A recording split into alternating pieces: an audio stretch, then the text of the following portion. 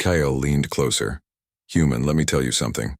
Our people admire boldness, we admire clarity.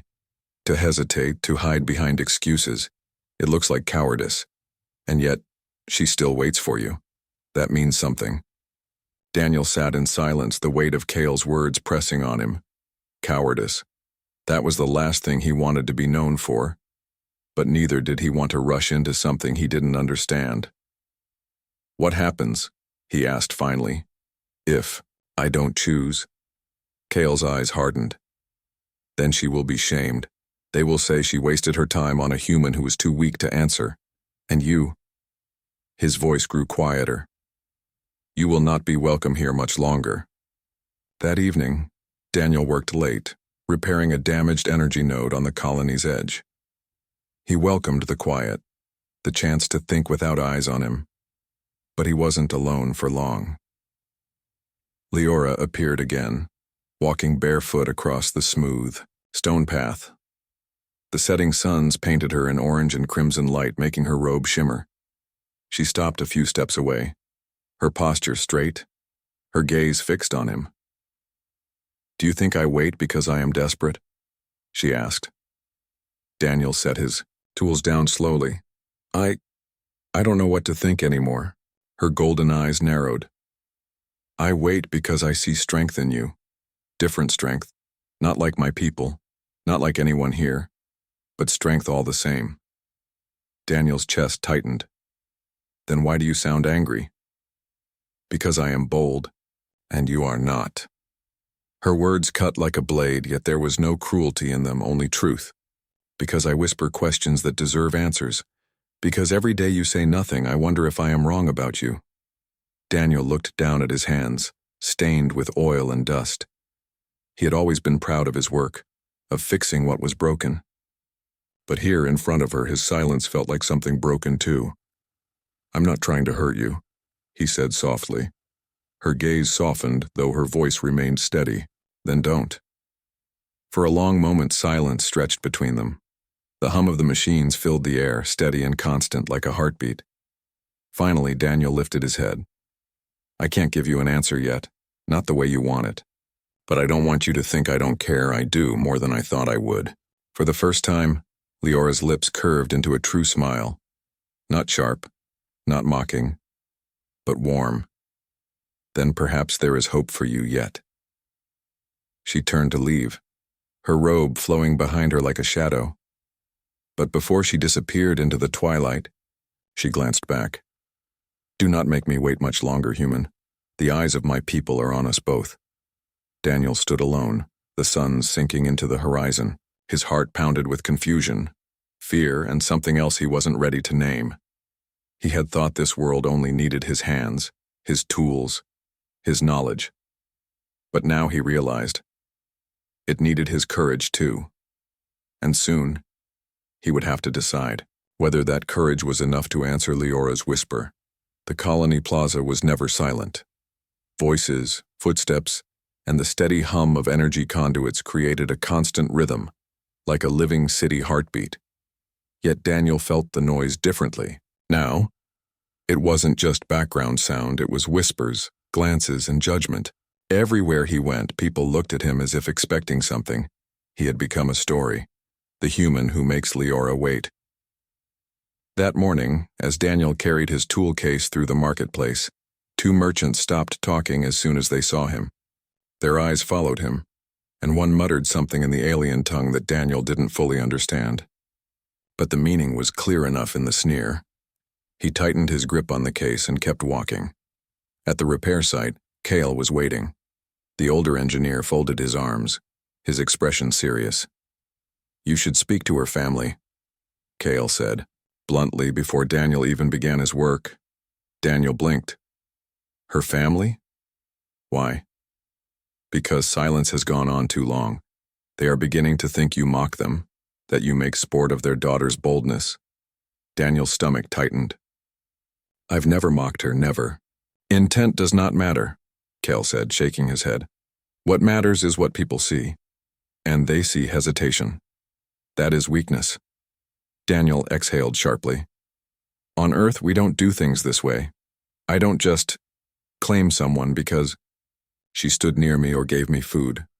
Relationships take time, trust, understanding. Kyle's golden eyes narrowed. And while you seek your time, she risks her honor. The words stung. Kale wasn't trying to be cruel, but the truth in his tone left no space for argument. By midday, Daniel found himself summoned, not asked, but summoned, to the high chambers of Leora's family estate. The estate was a sweeping structure of pale stone and carved crystal, glowing softly with internal light. Inside, the air smelled faintly of spice and metal. Tall pillars reached toward the domed ceiling, and along the walls hung woven banners marked with her family's crest, a silver flame on a black field. He was led into a great hall where 3 figures waited.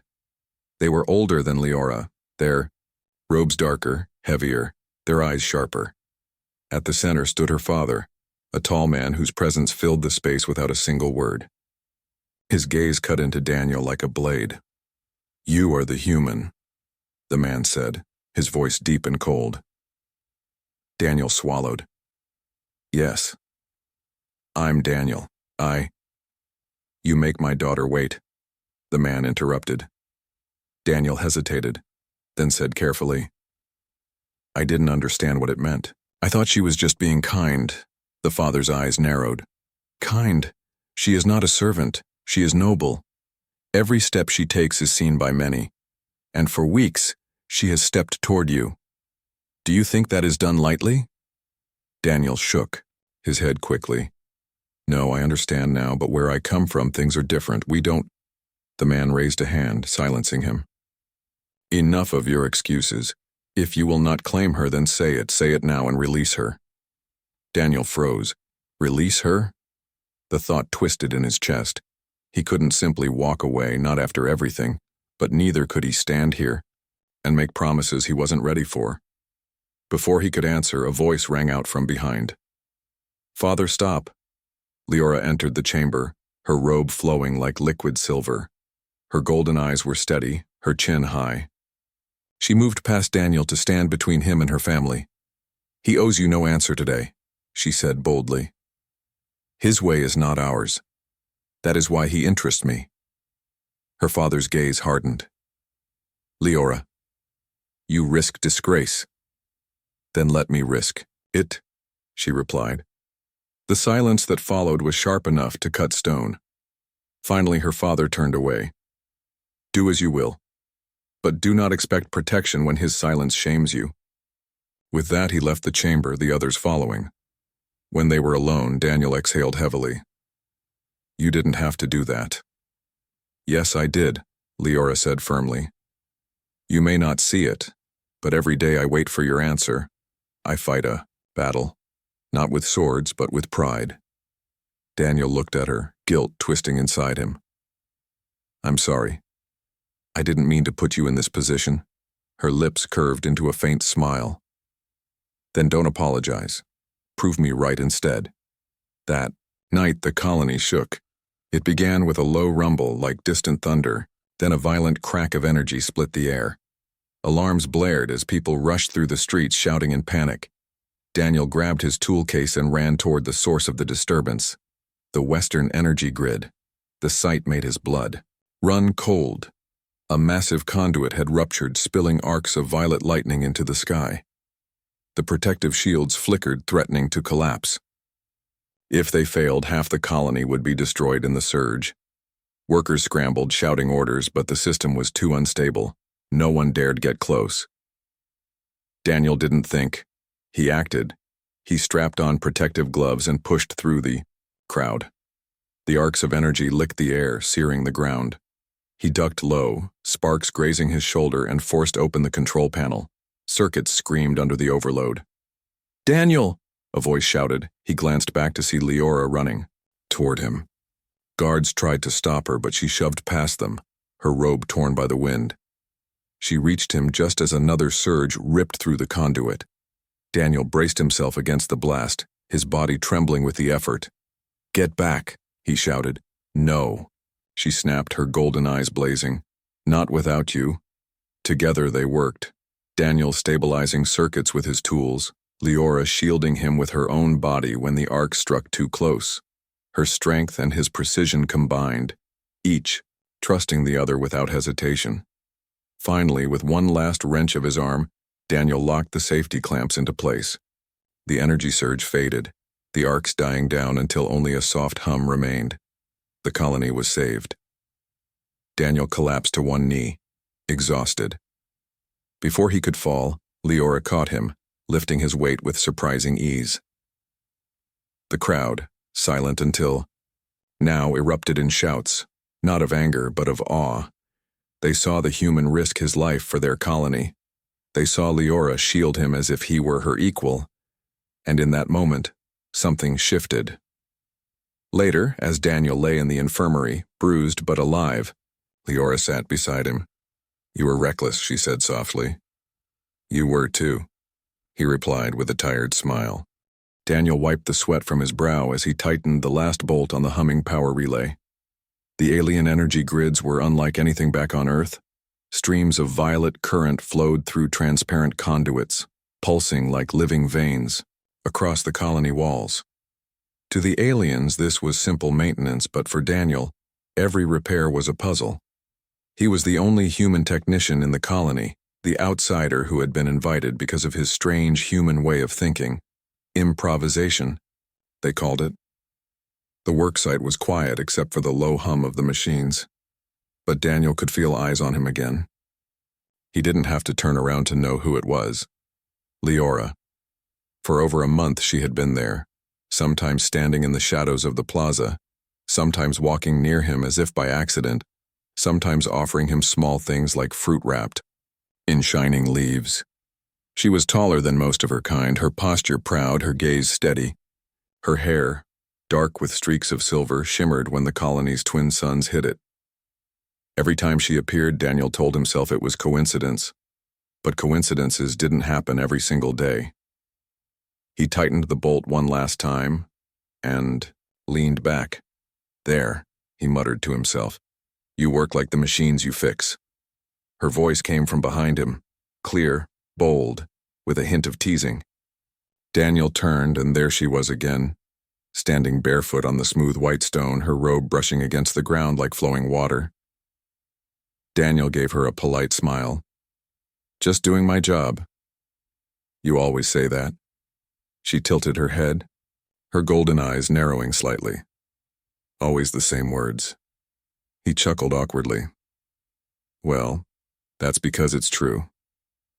Leora stepped closer, her movements graceful, yet heavy with intent. "Do humans speak in circles because they fear what is direct?" Daniel rubbed the back of his neck. He had grown used to the colony's blunt way of talking, but Leora's boldness was different. It carried weight, as though every word meant more than he realized. "I don't think it's fear," he said carefully. "Sometimes it just takes time to say the right thing."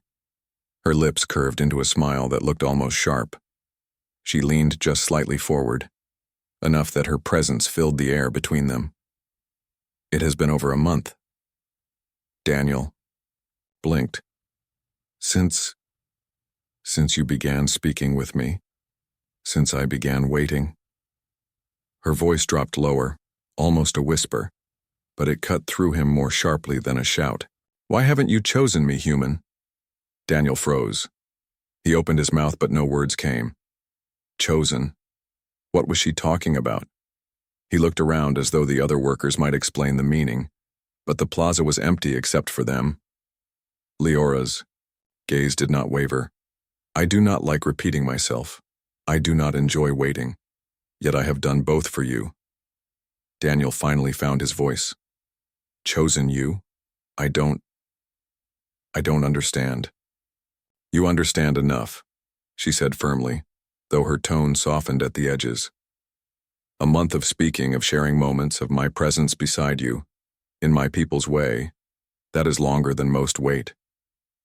Do humans not see what stands in front of them?" Daniel felt his heartbeat rise. He tried to gather his thoughts. "On Earth," he began slowly, "things are different. We don't choose someone in a month. Not like this. We take time. We learn. We build trust. Her brow furrowed. So all of this was nothing? No, no. Daniel stepped forward. His hands lifted slightly as if to calm her. Not nothing. I respect you, Leora. I admire you. But I didn't know. I didn't know what all this meant. For the first time, her confident posture seemed to falter. She turned her head away, her long hair shifting with the movement. Humans, she murmured almost to herself, always with strange excuses. Daniel felt a knot in his chest. He didn't want to insult her, he didn't want to push her away, but he also couldn't pretend he understood her world as well as she expected him to. He took a deep breath. Maybe you should tell me what it means. To you. To your people. Leora's golden eyes returned to his, sharp and searching. She studied him for a long moment, then said, In my people's way, waiting is not patience, it is a signal of interest, of intent. When we wait by another's side, when we bring food or speak often, it is a silent question. And the other must answer. To ignore it for so long is disrespect. Daniel's stomach tightened. All this time she hadn't just been curious about the human. She had been asking him something he hadn't known how to answer. I didn't mean to disrespect you, he said quietly. I just didn't know. Her shoulders eased slightly. The boldness in her voice softened, though it did not fade. Then you know now. Daniel nodded. Yes. I know now. For a moment, silence hung between them, heavy but not unbearable. The energy conduits hummed softly, and a breeze drifted across the plaza. Leora stepped back, her robe whispering against the stone. Then think carefully, human, because the time for waiting is ending. She turned and walked away, leaving Daniel standing alone with his thoughts. Daniel sat alone that evening in the small quarters assigned to him. The walls glowed faintly with the colony's natural light, soft and pulsing like a living heartbeat.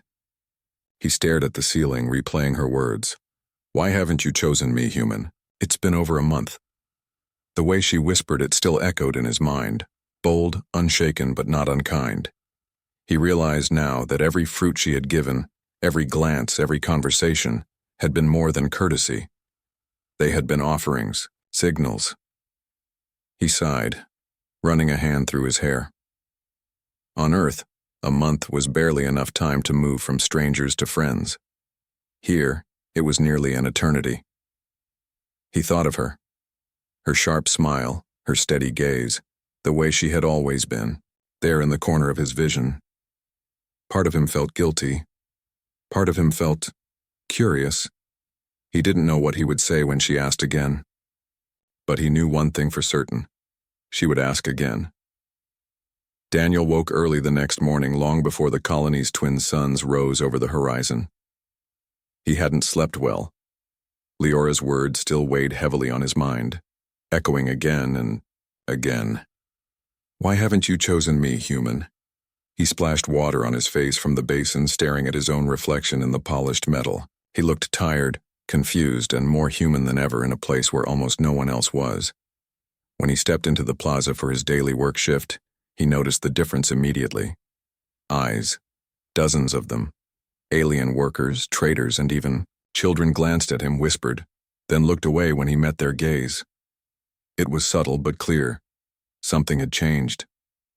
Leora had spoken boldly to him in private, but it seemed her words had not stayed private for long. The morning's work was routine, replacing fractured conduits and aligning unstable circuits. But the air around Daniel was thick with tension.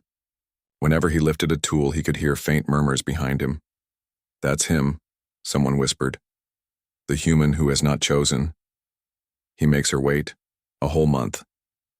Daniel clenched his jaw and focused on the machine in front of him. He wanted to ask what choosing meant in their culture, but he was too proud to reveal his ignorance to the crowd. If he asked, it would only confirm their suspicion that he was strange, slow, blind.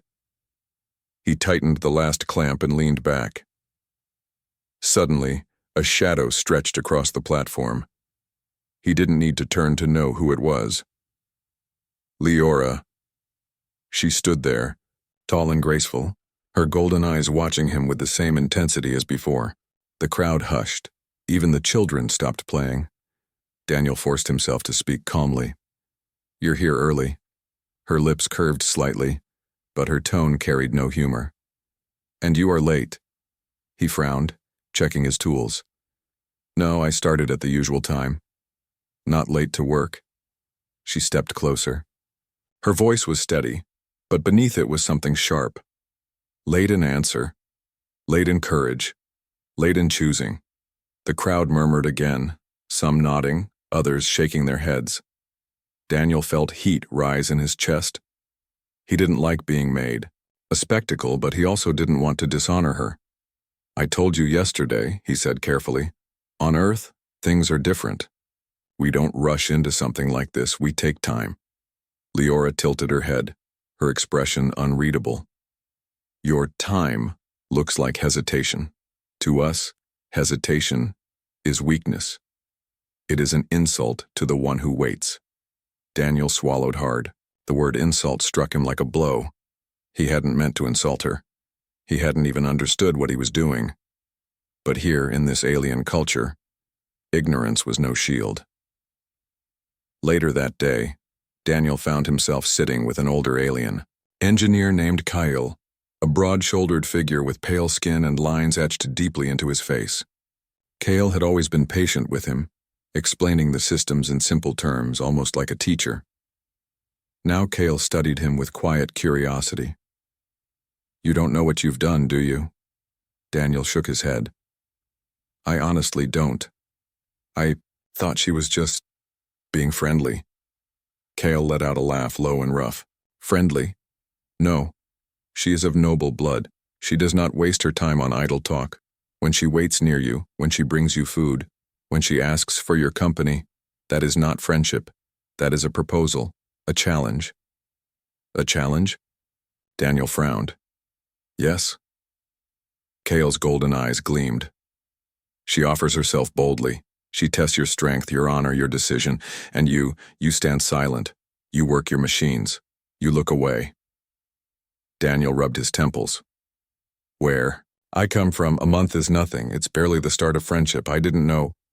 She looked at him for a long moment, then whispered, "Do you see now why I wait? Do you see why I asked?" Daniel swallowed, his chest tightening. For the first time, he did see. Not just the boldness, not just the pressure, but the truth beneath it, her belief in him. He closed his eyes, her whisper echoing in his ears, and he knew the time for silence was running out. The colony was quiet in the days after the surge. Repairs were completed, shields reinforced, and the people spoke with pride about how the human had risked everything to save them. Daniel couldn't step into the plaza without someone nodding in respect. Even those who had whispered against him now looked with cautious admiration. But not everyone was pleased. Leora's family remained firm. Her father in particular grew louder in his demands, calling her actions reckless, accusing her of risking their name by staying beside a man who still had not spoken an answer. The colony saw courage, but her family saw danger to their pride. Daniel returned to work as soon as his injuries allowed. Though sore and exhausted, he preferred the steady hum of machines to the weight of expectation. Yet even as he worked, he could feel Leora's presence. She was never far. Sometimes she helped by holding tools or stabilizing panels. Other times she simply watched, her golden eyes following his every move. At first, her closeness made him nervous. Now, it was something else. Comfort. One evening, after a long day of repairs, Daniel found her waiting outside his quarters. The twin suns had set, leaving the colony bathed in cool silver light.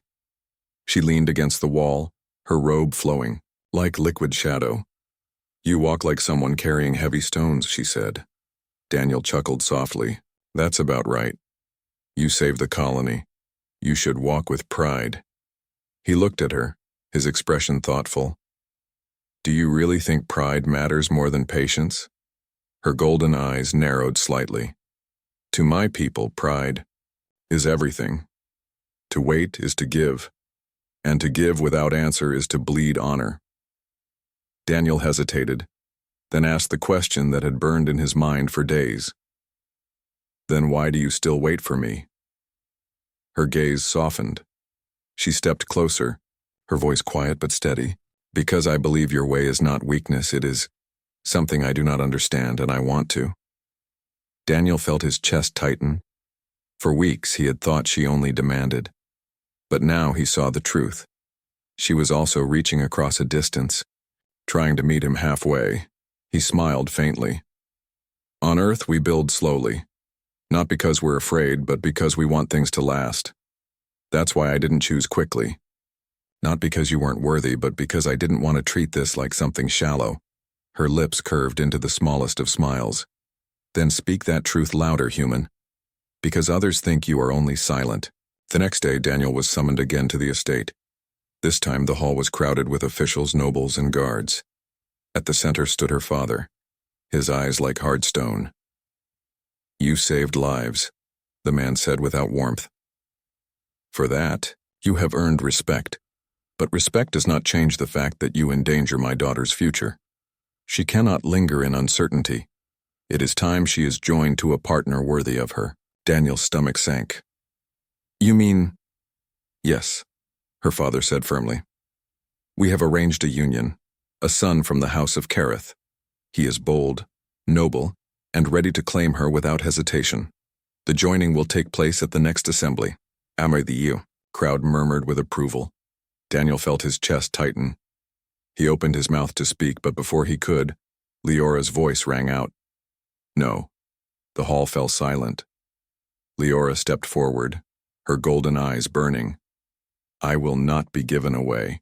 Like a token. I have chosen my path, and it is not the house of Kareth. Her father's face darkened. You speak recklessly. I speak truth, she shot back. You call Daniel weak, but he faced death while others ran. You call him silent, but his actions spoke louder than the Kareth boy's words ever could. If you think to decide for me, then you do not know your daughter at all. Gasps rippled through the hall. Daniel stood frozen, his heart pounding. He had never heard her voice so fierce. Her father's voice lowered to a dangerous growl. If you defy me, then you risk losing your place among us.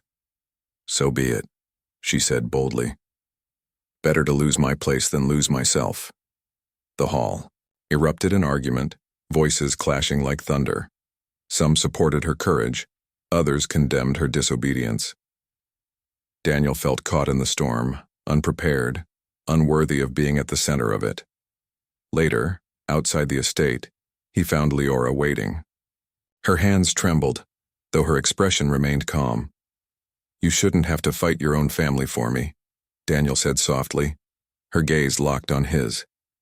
It is not just for you. It is for me, for my right to choose. Daniel hesitated, then asked, And what if I never give you the answer you want? Her lips curved into a faint smile. Then I will know you are honest. And honesty, even without promise, is better than empty words. Daniel looked at her, and for the first time, he truly understood the strength behind her boldness. It wasn't only pride, it was freedom. She wanted not just a partner, but one who could see her as more than a duty or symbol. That night, Daniel could not sleep. He replayed everything in his mind. The surge, the whispers, her father's anger, Leora's defiance, and beneath it all, her words. I believe your way is not weakness. For the first time, he began to wonder if perhaps his way could change hers, just as hers was changing his. But the question remained. Was he ready to step forward, to give her the answer she had waited so boldly for? The following day, a storm rolled across the skies, not of lightning or rain, but of unrest. Rumors spread that Leora would be cast out of her family if she continued to stand beside the human. Others said the House of Kareth prepared to challenge Daniel openly. As Daniel worked on the outer grids, he could feel the weight of every glance. Respect had grown after the surge, but suspicion had grown alongside it. People admired his courage, yet many still believed he had no right to hold Leora's time. Kyle found him again, his expression grave. The assembly is coming soon. Her family will push for the union.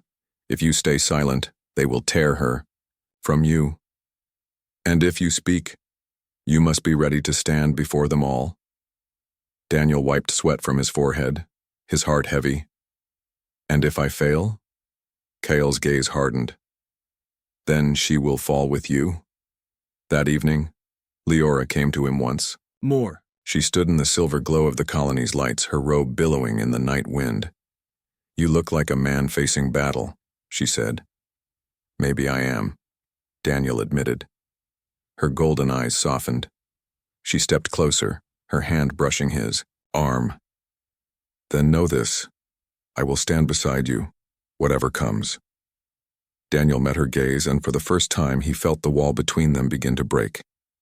Her boldness no longer frightened him. It inspired him. And though he still carried doubt, he knew one thing for certain.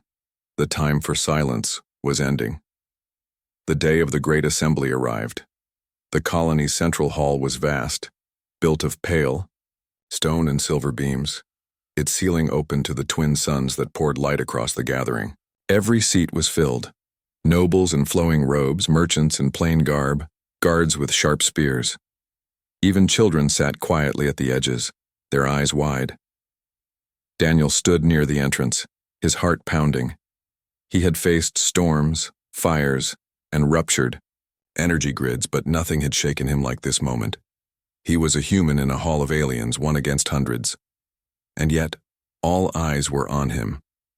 At the center stood Leora, her golden eyes steady, her robe shimmering in silver light. She stood with dignity, but Daniel could see the tension in her hands, the way her fingers curled into her palms. Her father, tall and stern, addressed the hall. His voice carried like a blade cutting through air. My daughter has wasted her time on a human who cannot even speak a simple answer. For over a month she has waited, and still he says nothing. We will not allow our name to be dragged further into shame. Today the matter ends. She will be joined to the house of Kareth, where her honor will be restored. The crowd murmured with approval. The nobles nodded. Guards straightened their stances. Leora raised her head high. I have said before, I will not be given away like an object. Her father's voice hardened. Then prove you are not a fool. If the human has courage, let him speak here before us all. Let him answer your question at last. If he remains silent, you will be bound to Kareth by the next sun. All eyes turned to Daniel. Daniel's chest tightened. His throat felt dry. He could walk away, leave the colony, let their traditions continue without him. It would be easier, safer. But then he saw Leora's eyes, bold, proud, and yet full of quiet hope. She had stood against her family, against her people, for him, not because he was human, but because she believed in him. For the first time, Daniel understood. Choosing wasn't about ownership. It wasn't about pride alone. It was about courage, the courage to stand beside someone when the whole world demanded otherwise. He took a step forward, then another. His boots echoed across the stone floor, each sound sharp in the silence. He stopped at the center of the hall, across from Leora. I didn't understand before, Daniel began, his voice steady but strong. When she asked me why I hadn't chosen, I thought it was too soon. Where I come from, a month is only the beginning. We build slowly. We take time. I thought silence was safer than rushing into something I didn't understand. He looked at the crowd, then back at Leora. But silence isn't safer. Silence hurts. Silence leaves others carrying the weight alone. She carried that weight, for me. She stood when I stayed quiet. She shielded me when the surge nearly killed us. And still she waited. Leora's golden eyes softened, her lips parting as if to breathe in his words.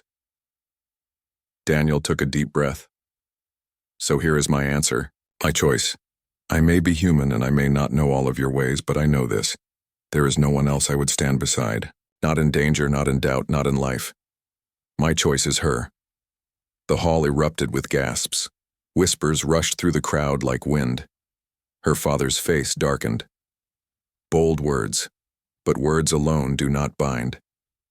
Daniel lifted his chin. Then, let my actions speak.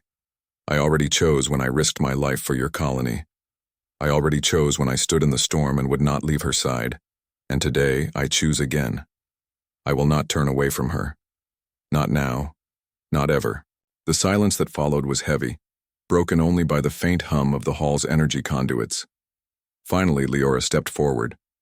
She stood so close that Daniel could see the shine in her eyes. Her voice was soft, yet it carried across the hall. At last, human, you've chosen me. The crowd stirred. Some disapproved, shaking their heads. Others whispered with awe. But what mattered most was Leora's smile, no longer sharp, no longer testing, but warm and real.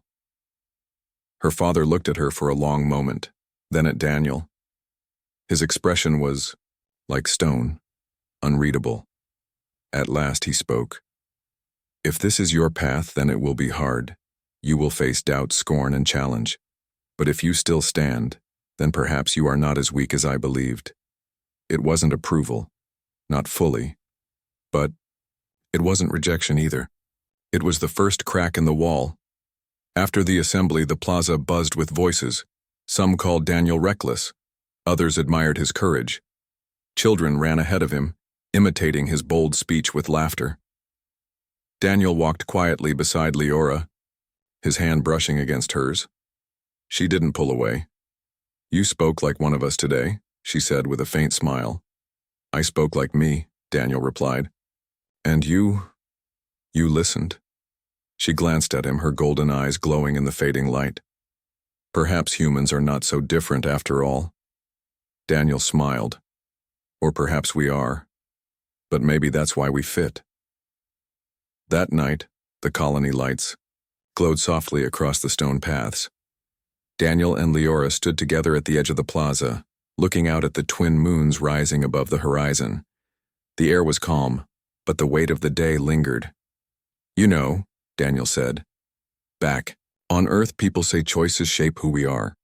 And here, Leora whispered, we say choices show who we are. They stood in silence for a moment, the two worlds meeting in their words. Then Leora leaned closer, her voice bold and unshaken. Do not forget this choice, human. You cannot take it back. Daniel smiled softly. I don't want to. And for the first time since he arrived on the colony, he felt not like an outsider, but like someone who belonged. Not because he had been accepted, but because he had chosen. And because she had chosen him too.